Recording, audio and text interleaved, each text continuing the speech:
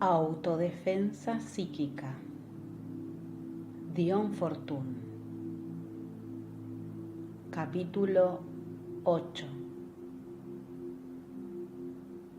Los riesgos incidentales a la magia ceremonial. Teoría esotérica de la naturaleza del mal. Sistema cabalístico. Mal negativo, mal positivo. Los Qlipots. Experimento desafortunado con la geomancia. Caso de obsesión por los demonios de Abramelin. Fuentes de peligro en el ocultismo práctico. Accidentes que ocurren en los trabajos ceremoniales. Accidente debido a la ruptura del círculo durante un exorcismo.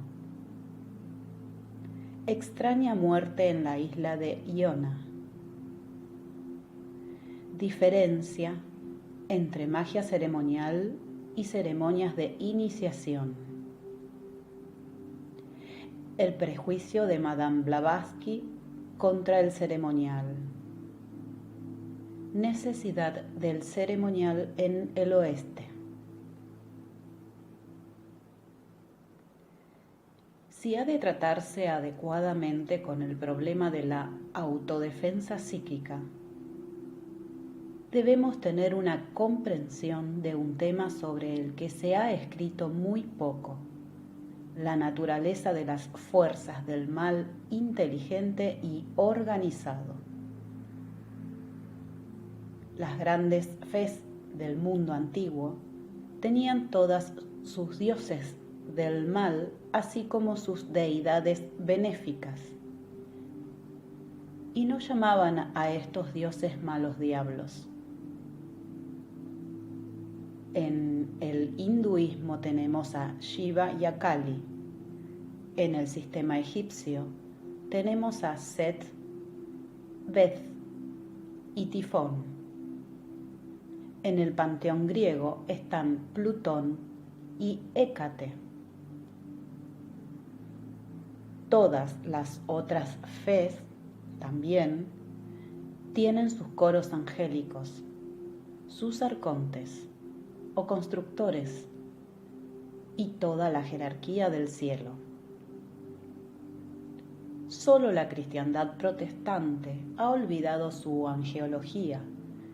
El creador tiene que ser tanto el arquitecto del universo como el enladrillador, formando el hombre a partir del polvo del suelo sin ayuda. Si nos referimos al paraíso perdido, sin embargo, encontraremos que Milton estaba familiarizado tanto con las jerarquías divinas como con las infernales, y que éstas estaban graduadas y planificadas de acuerdo con un sistema definido. Cualquiera que esté familiarizado con la Cábala reconocerá que un Milton encuentra a un compañero cabalista. En la Cábala encontramos el esoterismo del Antiguo Testamento.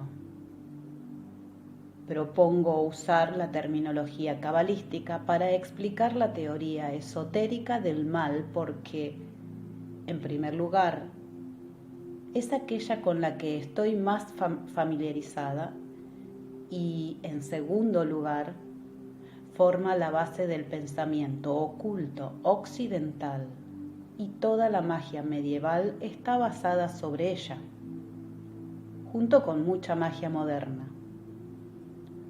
En tercer lugar, es, en mi opinión, singularmente lúcida, coherente y comprensiva, y siendo un sistema consagrado por la antigüedad, no puedo ser acusada de novelar o fabricar mi propio sistema. A fin de hacer claros mis conceptos, debe darse una breve explicación de la doctrina cabalística, puesto que no es posible entrar en una exposición de este vasto sistema. Afirmaré ciertos axiomas dogmáticamente y los explicaré por la ilustración en vez de por el argumento, obteniendo así la máxima claridad para el gasto mínimo de espacio. El iniciado reconoce dos clases de mal: mal negativo y mal positivo. El mal negativo es el opuesto polar del bien. Tratemos de aclarar esto por una ilustración. Toda acción da lugar a una reacción. El impulso hacia adelante de la bala es igualado por el reculeo de la pistola. Todo lo que se mueve tiene que tener el equivalente de un cojinete de empuje contra el que empujar, algo firme bajo sus pies desde donde impulsarse. Es difícil caminar sobre una superficie resbaladiza porque no ofrece resistencia. Tenemos que tener algo para que agarre el pie, contra lo que empujar y darnos el impulso hacia adelante a cada paso. El mal negativo es el cojinete de empuje del bien, el principio de resistencia, de inercia, que permite a Dios tener dónde agarrarse. Pero el mal negativo es más que esto.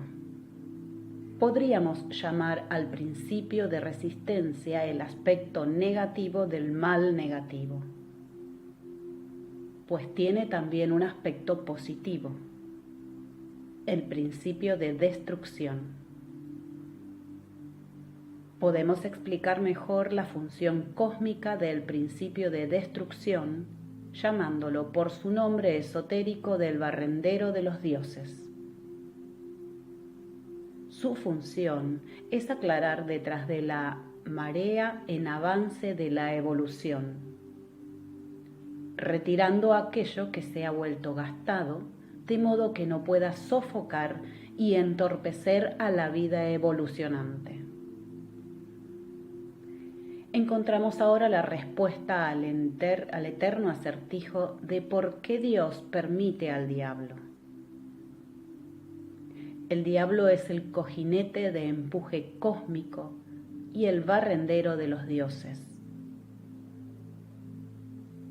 Es a este aspecto del mal que se le da un simbolismo más detallado en los panteones de otras fes, teniendo su Shiva y su Kali o sus aspectos de Plutón y Hécate. Podemos ver ahora por qué estas fuerzas resistivas y destructivas son clasificadas como dioses y no como demonios, pues son reacciones de acuerdo con la ley cósmica, no fuerzas anárquicas y caóticas. Llegamos ahora a la consideración del mal positivo. Este tiene de nuevo un aspecto negativo y un aspecto positivo. Su aspecto negativo es puro caos, substancia informe y fuerza no coordinada. Ha sido llamado apropiadamente al aborto cósmico. El desviarse hacia la esfera del mal positivo, negativo, es como ser capturado en una arena movediza psíquica.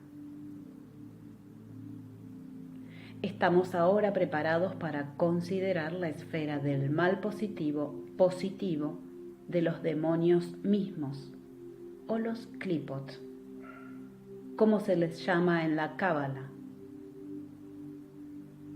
A fin de entender su significado debemos hacer una excursión posterior dentro de la filosofía cabalística.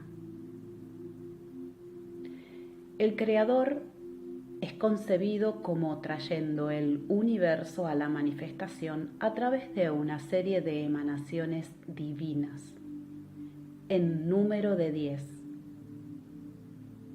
Estas son llamadas los 10 santos Sefirot y son representadas en un diagrama particular. Este es el famoso árbol de la vida, la clave de todo simbolismo.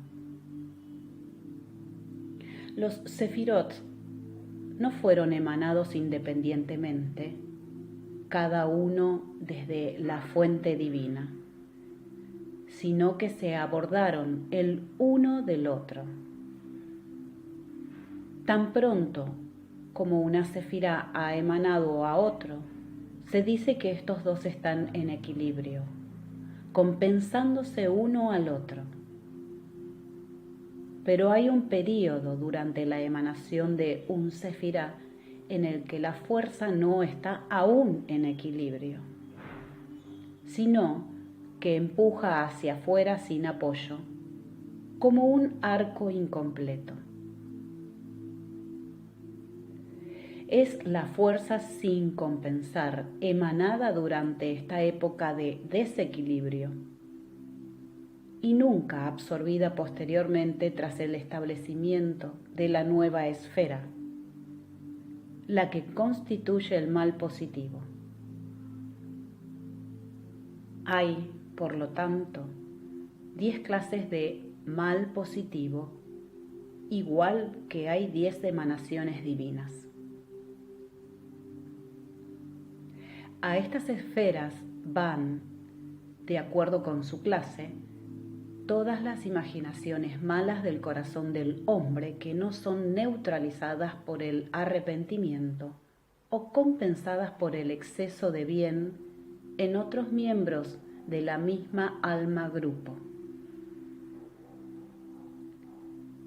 Hay aquí una profunda doctrina oculta en la que no podemos entrar ahora. Debe bastar con afirmarlo dogmáticamente en la explicación del concepto cabalístico de los Qlipot.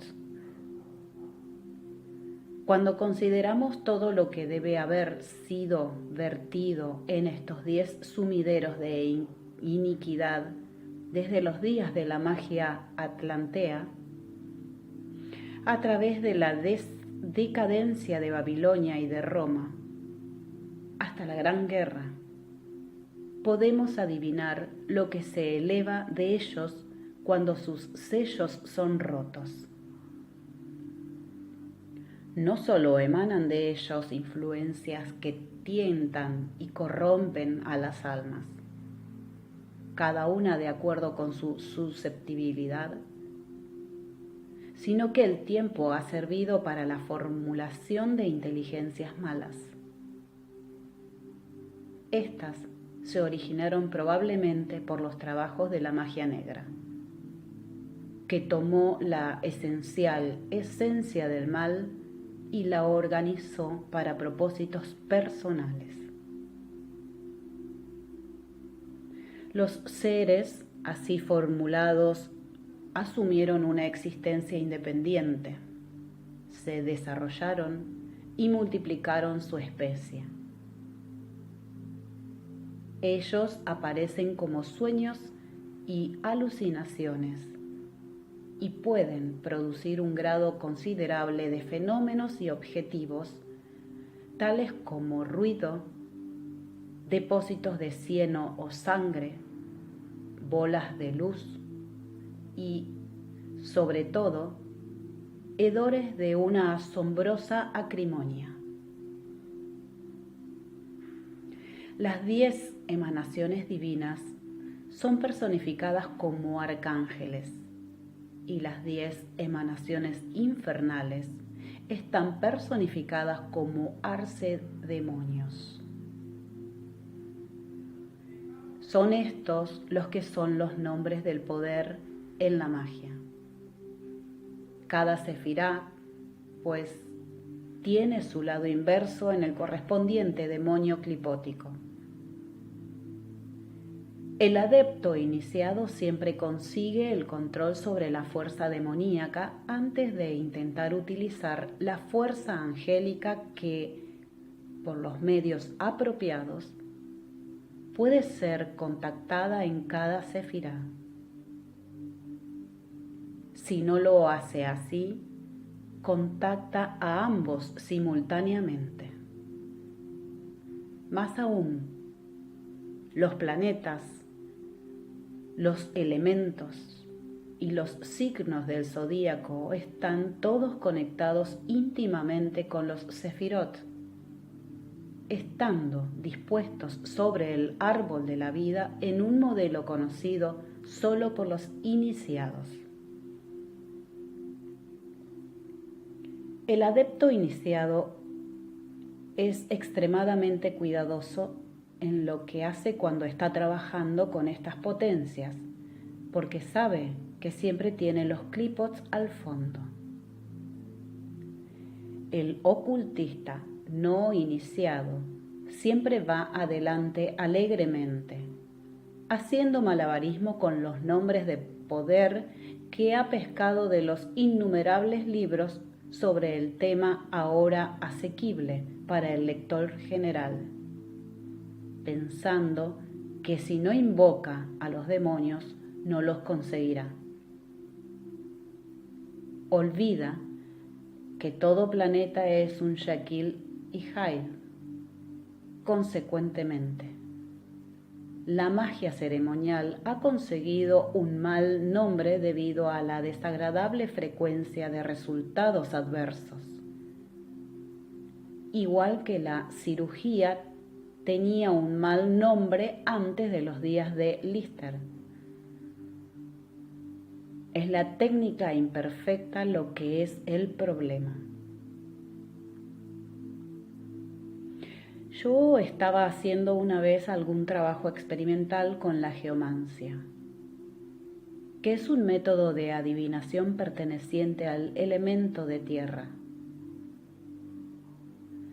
Ahora bien, todas las adivinaciones, cuando se ejecutan de acuerdo con su fórmula esotérica, comienzan siempre con una evocación del genio que preside sobre esa operación particular.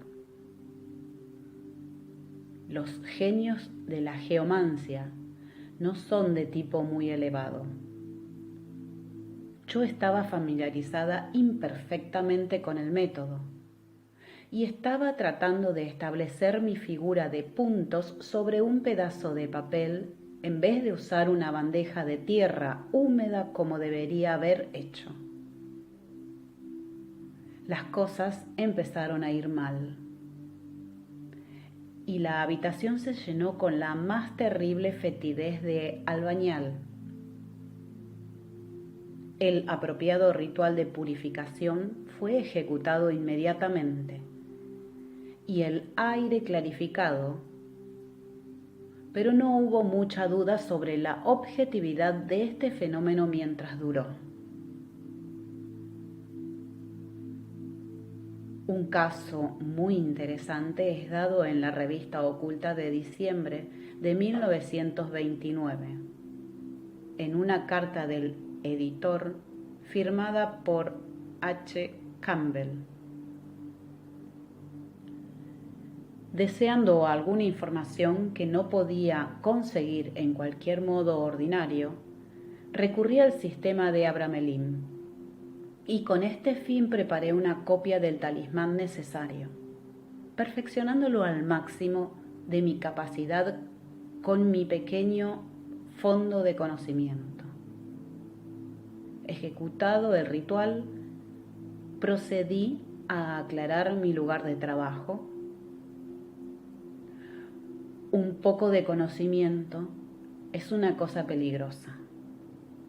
Mi ritual fue imperfecto y solo hice a mi talismán inútil sin en modo alguno menoscabar las actividades de la entidad invocada.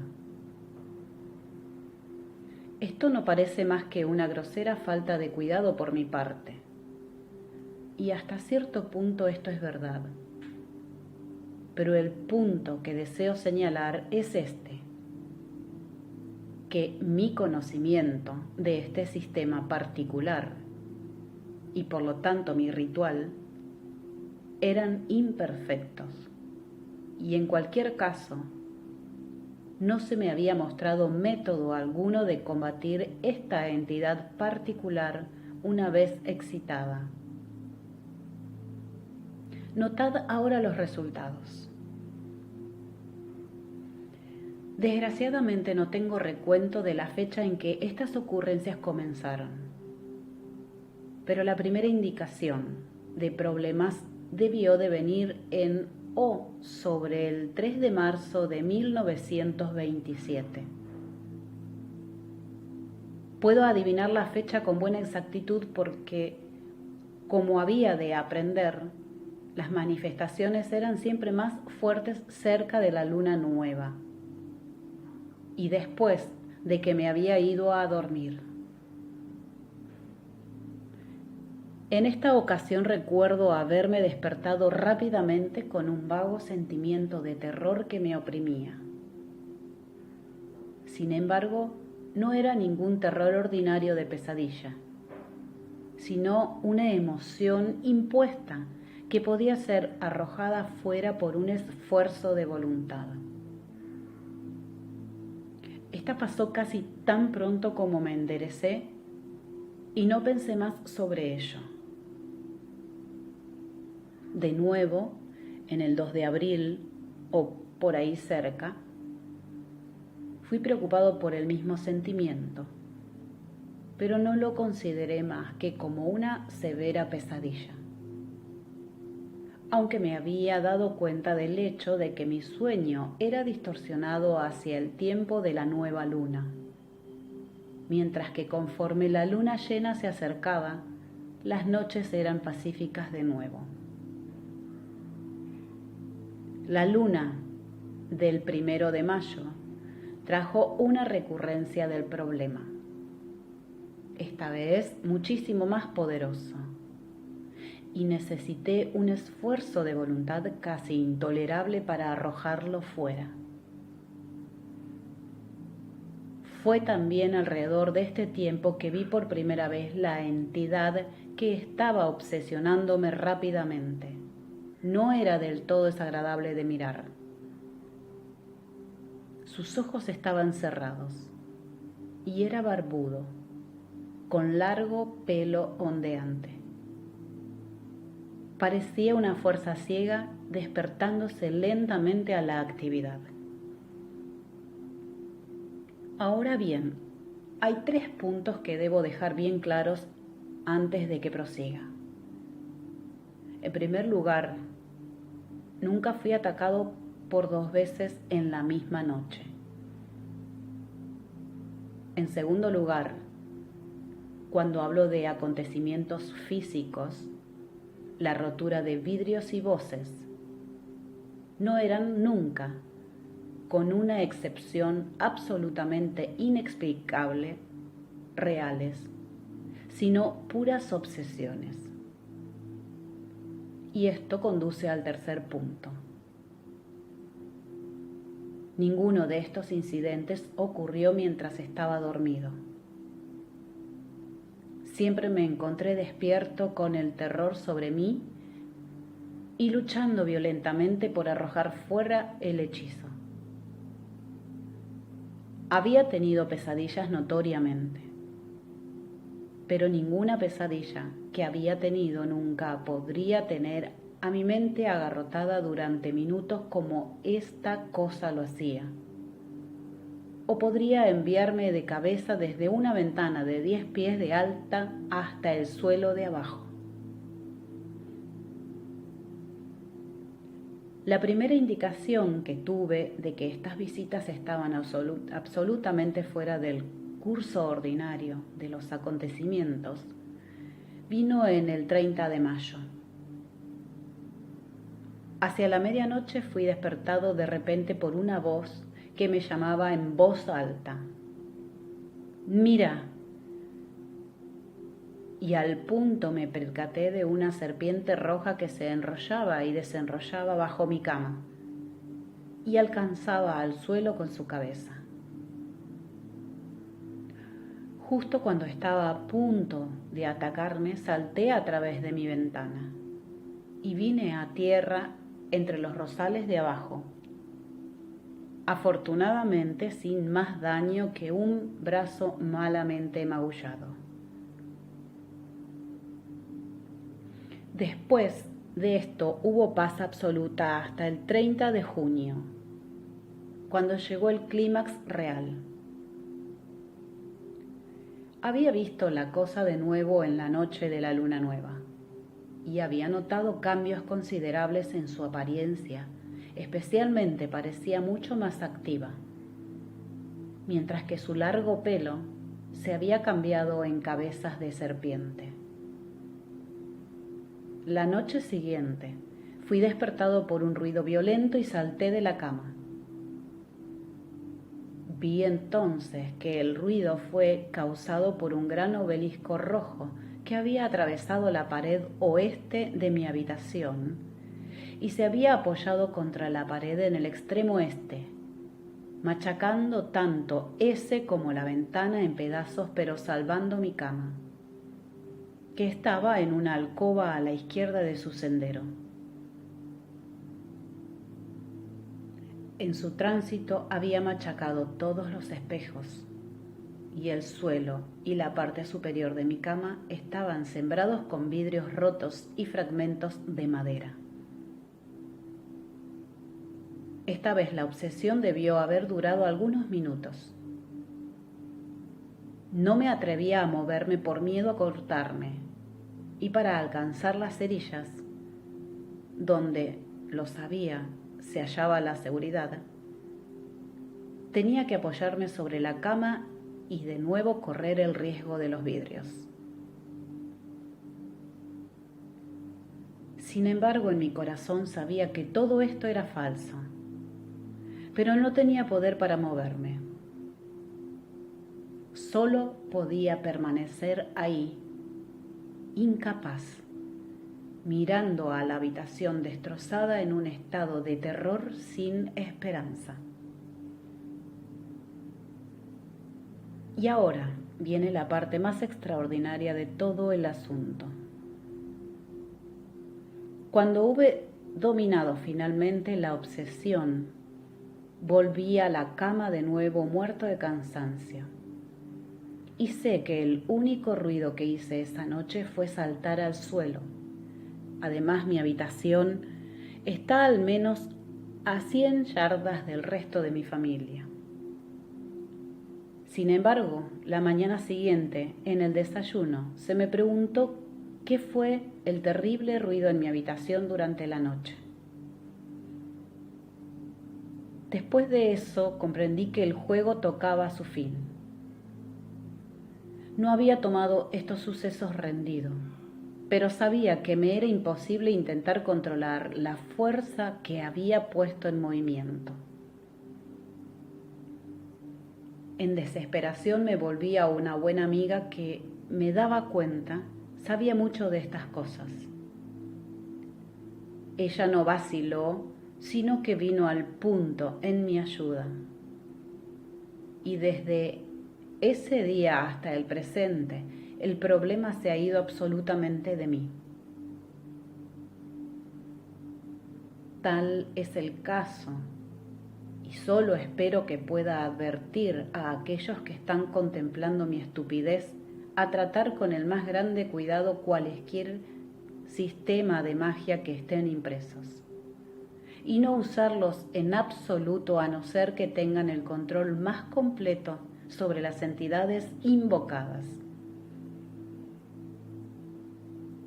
Entre el público general, que no chapotea en el ocultismo, los resultados de un contratiempo mágico nunca se ven, y los únicos doctores que los ven alguna vez son los compañeros iniciados, que resultan ser también médicos, y ellos, naturalmente, guardan silencio. Las catástrofes son de grados variables de severidad, distribuyéndose desde un mal terror a una fatalidad. No puedo decir mucho sobre estos temas, pues están entre los senderos más secretos de la tradición oculta. Debe indicarse, sin embargo, lo suficiente para revelar lo que, bajo ciertas circunstancias, puede ser experimentado. No considero probable, sin embargo, que los demonios clipóticos sean encontrados salvo a través del uso de la magia ceremonial. Son tan raros como el anthrax en Inglaterra, pero es conveniente conocer la manera de su manifestación de modo que, cuando se encuentren, puedan ser reconocidos. La gran mayoría de los entrometidos en ocultismo son protegidos por su propia ineptitud. Fracasan en conseguir resultados y en consecuencia no llegan al daño alguno. Pero si tuviesen éxito en conseguir resultados, encontrarían que tenían sus manos llenas. El estudiante serio, a no ser que esté trabajando bajo una diestra guía, puede encontrarse también en dificultades y por diversas razones. Puede ser insuficientemente experto en la operación en que se ha empeñado, pues en la magia la teoría es una cosa y la práctica es otra. Un estudiante de ciencia oculta extraerá a menudo una fórmula de un libro y tratará de usarla. Podría, por lo mismo, estudiar las instrucciones en un libro de cirugía y tratar de operar. La mayoría de las fórmulas son incompletas. Siempre hay trabajo no escrito. Algunos de los nombres bárbaros de evocación que el no iniciado usa como palabras de poder son realmente las letras iniciales de una frase o sentencia mántrica. Yo me crucé una vez con una invocación en la que la palabra de poder era Tegató. En la investigación, esta resultó ser los restos desmenuzados del gran arquitecto del universo. Incluso un ocultista experimentado puede meterse en dificultades si intenta trabajo mágico cuando está en mala salud, demasiado cansado o tiene incluso una cantidad moderada de alcohol, pues muy poco es mucho demasiado cuando son manejadas las fuerzas invisibles. Esto se aplica igualmente a cada uno de sus asistentes. Una cadena no es más fuerte que su vínculo más débil. Y si uno del equipo no puede manejar las fuerzas, todo el mundo va a sufrir. Una logia de ritual no es el lugar para el inefectivo de buenas intenciones. Hay una cantidad inmensa de chapoteo hoy en día en el ocultismo.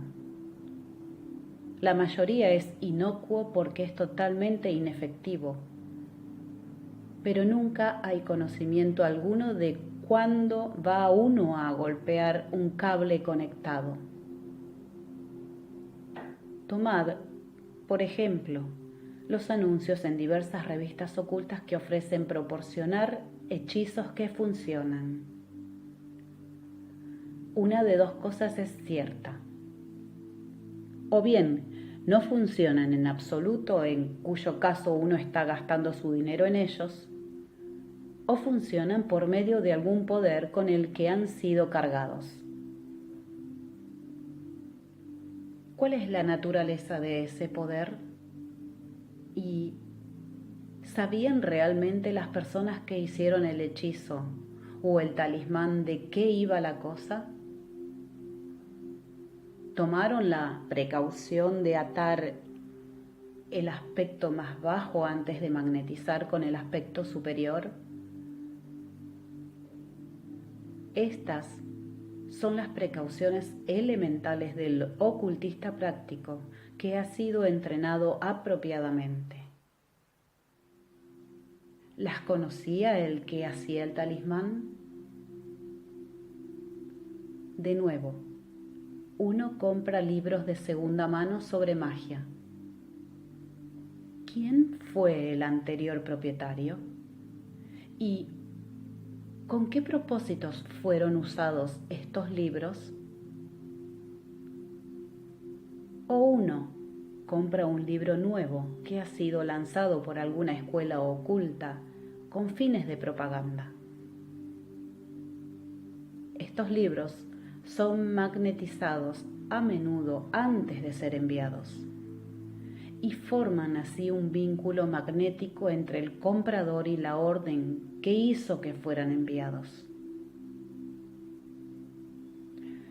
O uno puede unirse a un grupo que ha estado asociado previamente con otro grupo oculto, cuyos contactos eran degenerados. A no ser que se tomen las precauciones adecuadas, esa persona traerá el contagio psíquico consigo y sus compañeros miembros pueden tener experiencias desagradables. Recuerdo que se me dijo por un ocultista de gran experiencia que dos cosas son necesarias para la seguridad en el ocultismo: motivos correctos y asociados correctos. Nos arrullamos en una falsa seguridad si creemos que las buenas intenciones son suficientes protección. Mi consejo al futuro estudiante es que invoque al maestro para que le envíe un iniciador y rehúse intentar cualquier trabajo práctico hasta que esté completamente satisfecho de que el iniciador ha sido encontrado. No puedo entrar aquí ni en las precauciones a tomar contra sucesos adversos en el trabajo oculto práctico, ni en los remedios a aplicar si tienen lugar. Indicaré meramente los signos por los que pueda ser reconocida tal eventualidad. Esto es todo lo que puede hacerse y todo lo que es necesario en un libro de este tipo. El iniciado sabe qué hacer sin necesidad de guía por mi parte. El no iniciado no puede hacer nada y debe buscar ayuda. Es suficiente para él que sepa cuándo es que se necesita tal ayuda. Si las cosas van mal en el curso de una ceremonia mágica, el poder se corta y alguien puede ser el operador o puede ser la persona más débil en el equipo. Es noqueado como si hubiera recibido un puñetazo de un pugilista invisible. Cuando sea recogido, estará muy aturdido y malamente sacudido. Y pasarán ciertamente algunos días, posiblemente semanas, antes de que lo supere. Estará en un estado de completa postración y considerable confusión mental, que gradualmente desaparecerán. A no ser que haya algún efecto orgánico, tal como la inestabilidad mental hereditaria, un mal corazón o arterias endurecidas, habrá una recuperación completa si se da tiempo, pero naturalmente que es una mala perspectiva que una de esas condiciones esté presente, y aquellos que las tienen no deberían tomar parte en experimentos ocultos. Personalmente, no creo que las fuerzas invisibles por sí solas causaran nunca realmente la pérdida de la vida o una incapacidad permanente en la ausencia de cualquier lesión física. La persona que pierde su cabeza como resultado de una conmoción psíquica habría perdido su cabeza si hubiera estado en un desastre de ferrocarril o cualquier otra experiencia emocional drástica. A no ser que la atmósfera psíquica indique otra cosa, no es necesario hacer purificación alguna o tomar precauciones contra la obsesión, porque el poder se ha dispersado a sí mismo en el acto mismo de infringir la conmoción.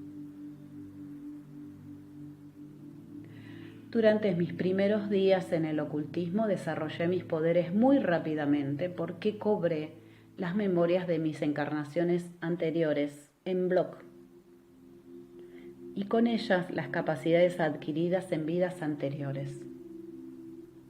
Y me golpeé severamente en numerosas ocasiones antes de aprender la técnica de manejar las fuerzas invisibles. Nunca experimenté ningunos efectos malos permanentes por mis contratiempos, aunque admito que en ocasiones he sido desembarazada por mis amigos de una cantidad considerable de basura. Durante los primeros días de mi carrera oculta, me fui traída a una chica por una amiga mutua, quien me dijo que la madre de esta chica, una estudiante ardiente del ocultismo, parecía tener un efecto terrible sobre su hija. La madre era viuda y madre e hija vivían juntas bajo circunstancias materiales muy confortables. Pero cuando quiera que la chica hacía un amigo o mostraba algún deseo por dejar el hogar, la madre ejecutaba extraordinarias muecas, viniendo a la habitación de la hija por la noche y trazando signos en el aire alrededor de su cama. El efecto de todo esto sobre la chica era sumamente peculiar. Se sentía incapaz de liberarse de la dominación mental que la madre había obtenido sobre ella, y se estaba gastando en una forma sumamente curiosa.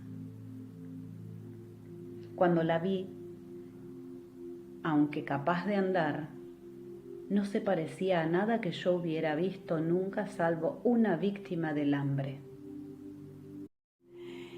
Hice una investigación psíquica y me formé la opinión de que la madre estaba trabajando por medio de una entidad de la que había obtenido posesión.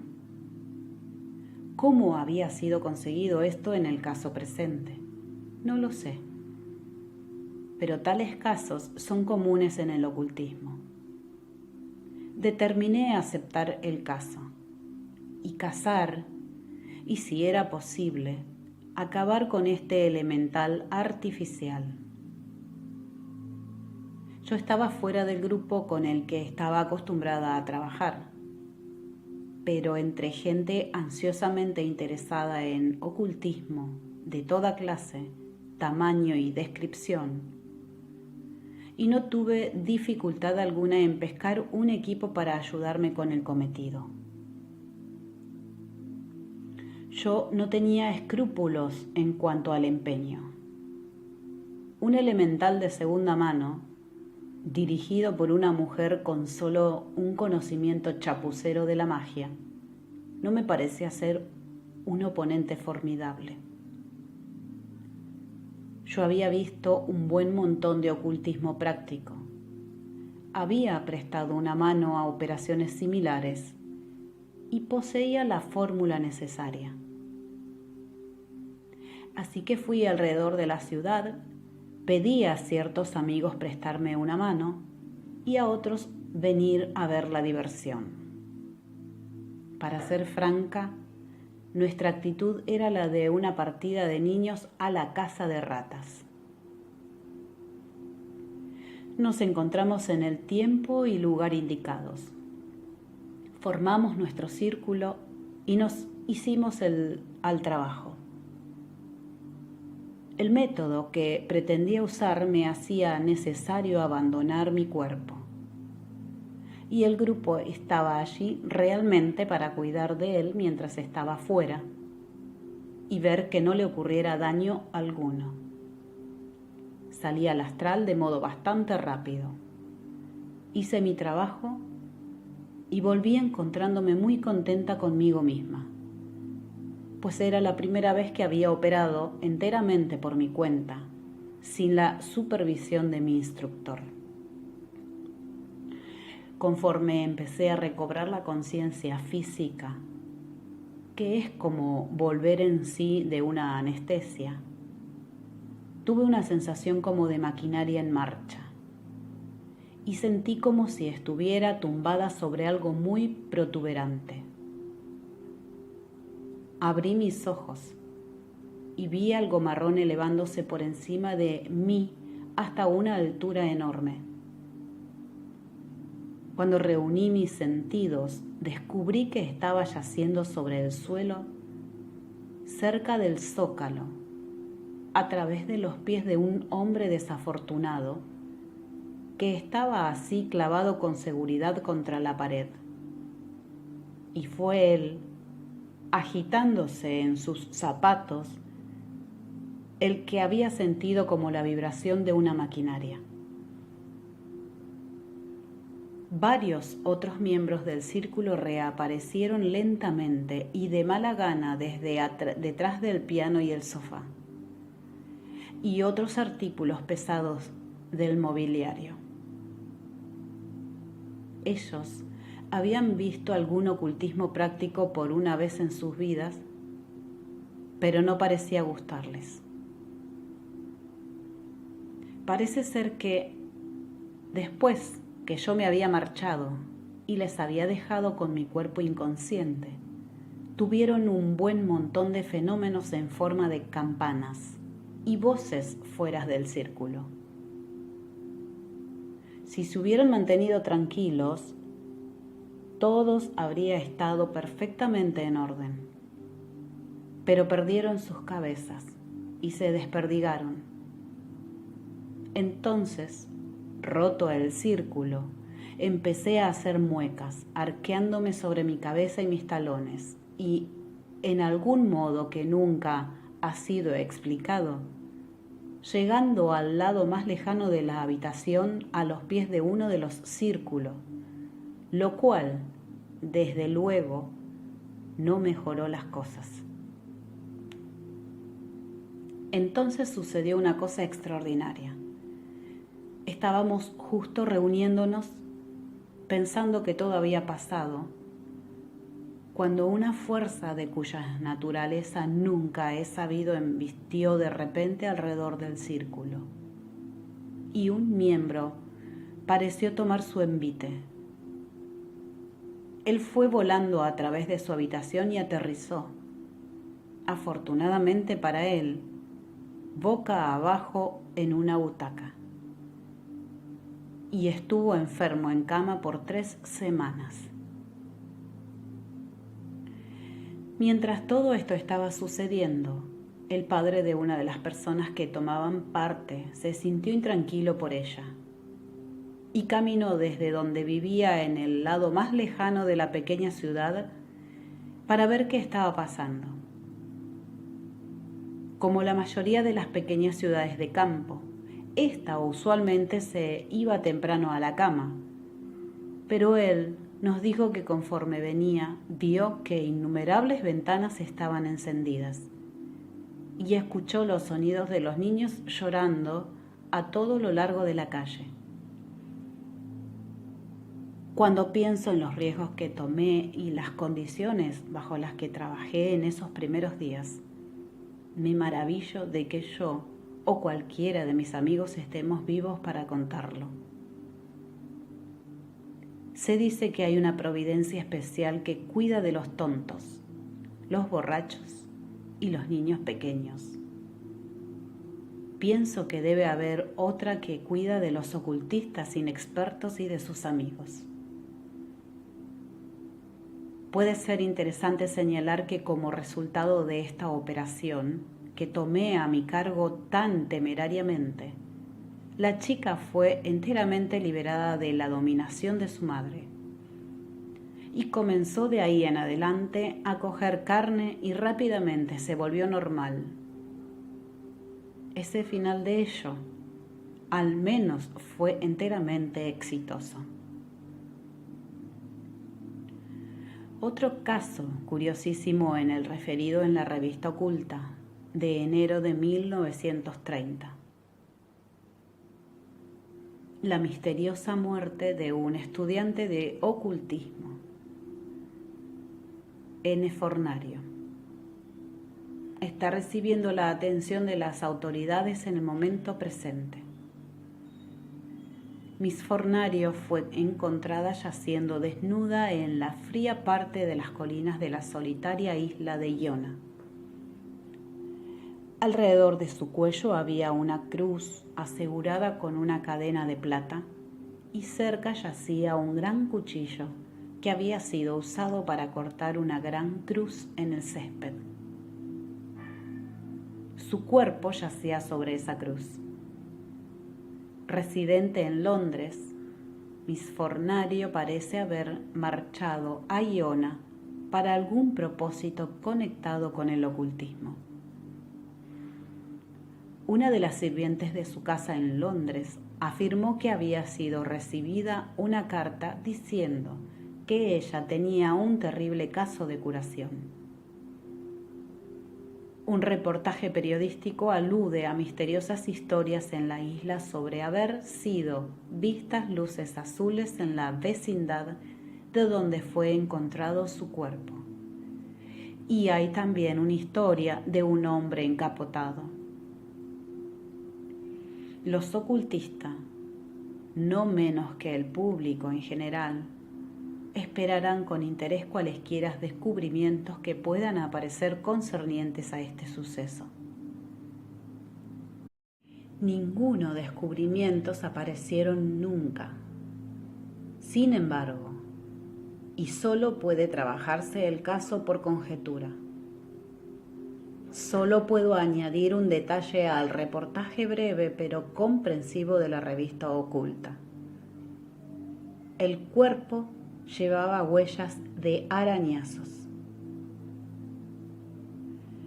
Conocía a Miss Fornario íntimamente y por un tiempo hicimos un buen montón de trabajos juntas, pero unos 3 años antes de su muerte tomamos caminos separados y nos perdimos de vista una a la otra. Ella era medio italiana, medio inglesa, de calibre intelectual no usual, y estaba especialmente interesada en los contactos elementales del rayo verde, demasiado interesada en ellos para mi paz mental, y yo me puse nerviosa y rehusé cooperar con ella. Yo no objeto a riesgos razonables. De hecho, uno no puede esperar conseguir nada que merezca la pena en esta vida si no acepta riesgos. Pero me parecía que Mac, como la llamábamos, estaba metiéndose en aguas muy profundas, incluso cuando la conocí, y que era seguro que habría problemas antes o después. Ella había estado evidentemente en una expedición astral de la que nunca volvió. No era un buen sujeto para tales experimentos, pues sufría de algún defecto del cuerpo pituitario. Si fue la víctima de un ataque psíquico, si meramente se detuvo fuera del astral demasiado tiempo y su cuerpo, de pobre vitalidad en cualquier caso, se congeló estando así expuesto en medio del invierno, o si se deslizó adentro de uno de los reinos elementales que amaba, como Swinburne nadó adentro del mar. ¿Quién puede decirlo? La información a nuestra disposición es insuficiente para formarse una opinión. Los hechos, sin embargo, no pueden cuestionarse y quedan para dar a los escépticos alimentos para sus pensamientos. Puede ser conveniente decir, al concluir este capítulo, que cuando hablo de los experimentos de la magia ceremonial, no quiero decir iniciación ritual. Ahora bien, una iniciación ritual es desde luego magia ceremonial y también, en cuanto a eso, lo son los sacramentos de la Iglesia. Pero el ocultista, usando sus términos quizás algo a la ligera, no incluye los rituales de iniciación cuando habla de la magia ceremonial. Hay muchas variedades de ceremonias de iniciación, pero estas están todas destinadas a trabajar sobre el alma del candidato solamente. La magia ceremonial, por otro lado, en el sentido técnico del término, está destinada a trabajar sobre el alma de la naturaleza.